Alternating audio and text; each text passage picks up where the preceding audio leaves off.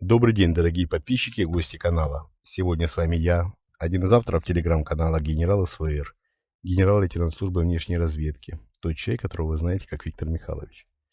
Сегодня у нас 12 апреля, день космонавтики, пятница, и сегодня мы проводим промежуточный выпуск. Выпуск мы промежуточный проводим не потому, что день космонавтики, а потому что конец рабочей недели, конец недели в целом. И вы задаете вопросы в комментариях. Наши уважаемые зрители и слушатели прекрасно об этом помнят. А я отвечу на ваши вопросы, которые набрали наибольшее количество лайков. И, вероятно, так распределяет по рейтингу YouTube. Ну, возможно, еще влияют просмотры, комментарии к комментариям, ну и так далее, и так далее. Еще раз повторяю, на самый популярный из ваших вопросов я отвечу уже завтра или в воскресенье утром. Поэтому оставляйте в комментариях вопросы и перед тем, как формулировать вопрос, пишите слово «вопрос», либо ставьте знак вопроса. Еще раз повторяю, наши уважаемые зрители и слушатели об этом прекрасно знают. Для тех, кто хочет получить гарантированный ответ на свой вопрос, подписывайтесь на наш Patreon. Ссылочка на Patreon есть в описании к этому ролику. Открывайте описание, там опять-таки есть алгоритм для тех, кто проживает на территории Российской Федерации. И следуя этим нехитрым шагам, вы подписываетесь на наш Patreon. В Патреоне я каждую неделю 2 часа отвечаю на ваши вопросы, и там я, конечно, более откровенен. Нас там не так много, как в открытом канале, и там я могу себе позволить быть более открытым и более откровенным. Так, теперь перейдем к темам. Темы эти – это перипетии, которые переживает нынешнее российское руководство. Мы сейчас не будем окунаться в тот кризис, который назревает в политическом аспекте. Не могут поделить власть, не могут распределить должности в фасаде власти на сегодняшний день в руководстве Российской Федерации, но тем не менее. Тем не менее, мы живем в мир катастроф. Катастрофы иногда рукотворные, иногда высказался бы немножко более резче, но тем не менее, как говорят в руководстве России, российский народ умеет справляться, я просто пересказываю цитату, российский народ умеет лучше справляться с последствиями катастроф, чем к ним готовиться. Имеется в виду природные катаклизмы, в первую очередь.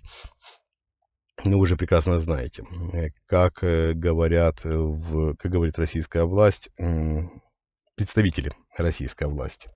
Российские граждане должны сами обеспечивать свою безопасность и от беспилотных летательных аппаратов, и от природных катаклизмов. Исключительно самостоятельно. То есть беспилотный летательный аппарат, который следует курсом на нефтеперерабатывающие предприятия или на военные объекты, если его вдруг сбивают ПВО, российская, то гражданин, сознательный гражданин, по мнению российского руководства, должен самостоятельно перехватить падающий дрон, чтобы тот не повредил его домовладение. Ну, такое бывает. И, соответственно, все последствия падения беспилотного летательного аппарата на домохозяйство обычного гражданина Российской Федерации ложатся на его плечи. То же самое касается природных катаклизмов.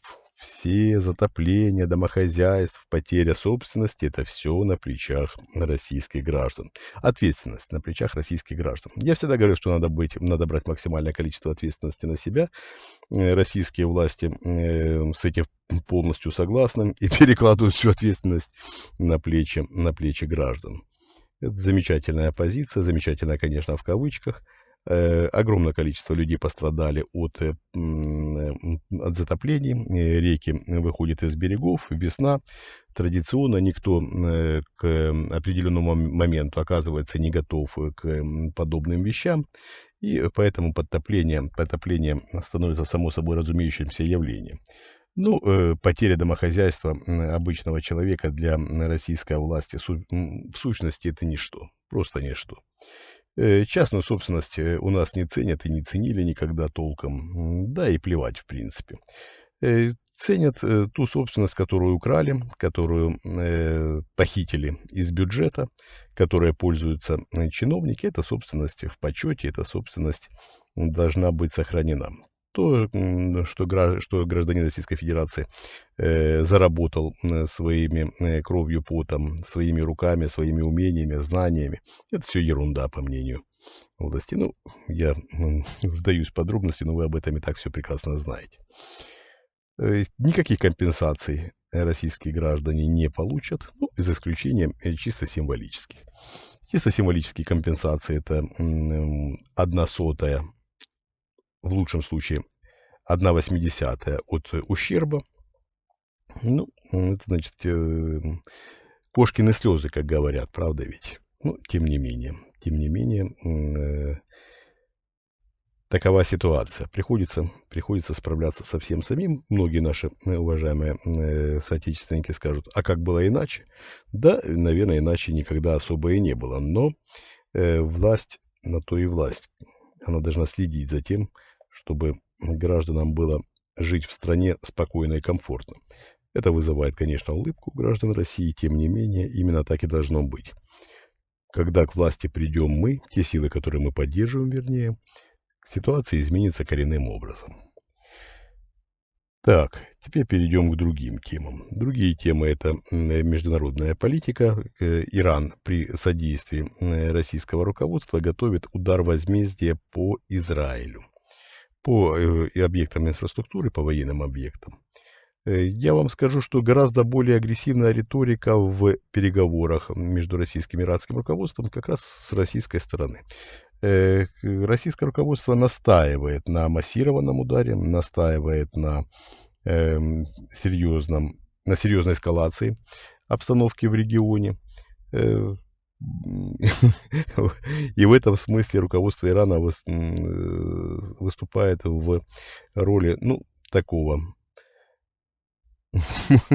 я бы даже сказал, мягкого, пушистого игрушечного котенка, который уговаривает российское руководство, что значит не обязательно так жестоко и так серьезно отвечать на удар со стороны Израиля и месть за погибших генералов. Но тем не менее, российское руководство считает, что ситуация должна быть именно таковой. То есть месть должна, мстя, как говорится, должна быть страшной. Посмотрим, чем это все обернется. Не в лучшем положении на сегодняшний день находится российское руководство, но хотя бы потому, что власти Китая прекрасно знают о подобных манипуляциях, имеют возможность влиять на Иран. Иран без совета с китайским руководством никаких шагов предпринимать в этом плане не будет, понятное дело. Разозлить Китай, заблокировать себе торговлю нефтью, заблокировать себе наполнение бюджета. Ну, здесь даже такие отчаянные идиоты, которые, значит, возглавляют КСИР, здесь они, опять-таки, выступают в роли таких очень рациональных людей. И надо понимать, что все увещевания, все рекомендации российского руководства, ну, это всего лишь рекомендации. Да, Россия помогает в создании ядерной программы Ирана. И Иран на сегодняшний день, открою, наверное, большой секрет Полишинеля, ну, уже имеет ядерную бомбу. Испытания этой ядерной бомбы пройдут в самом обозримом будущем. Помогли всерьез российские власти в создании ядерного оружия для Ирана.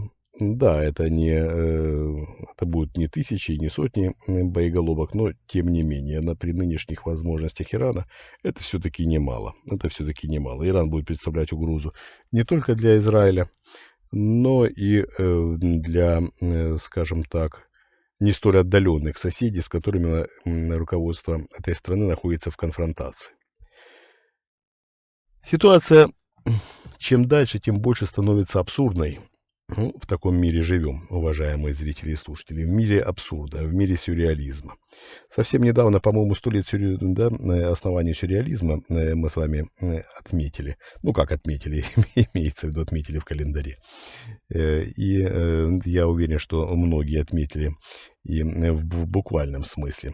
Я имею в виду посиделками, потому что тот сюрреализм, в котором мы с вами существуем, живем, это назвать сложно, скорее существуем. Ну, это действительно что-то за гранью разумного. Я имею в виду та обстановка, в которой мы с вами живем. И внутриполитическая, и внешнеполитическая. Все, конечно, напоминает театр абсурда. Так, уважаемые зрители и слушатели, наш промежуточный выпуск подходит к концу. Хочу вам еще раз напомнить, что вы можете оставить в комментариях к этому ролику свои вопросы, на которые я отвечу, извините, я отвечу уже завтра, в субботу, или в воскресенье. Перед тем, как формулировать вопрос, пишите слово «вопрос», либо ставьте знак вопроса, ну и дальше вы все прекрасно знаете. На самое популярное я отвечу. Подписывайтесь в Patreon. Прямо сейчас переходите по ссылочке в описании к этому ролику. Там до этой ссылочки добраться не очень легко, тем не менее открывайте полное описание под роликом и переходите по ссылочке Patreon. Это будет, будет всем счастье. Рассказываю гораздо больше, чем в основном канале. Хочу вам напомнить, что мы вас любим, это искренне, это самое главное. Мы работаем для вас. Всего доброго. До свидания.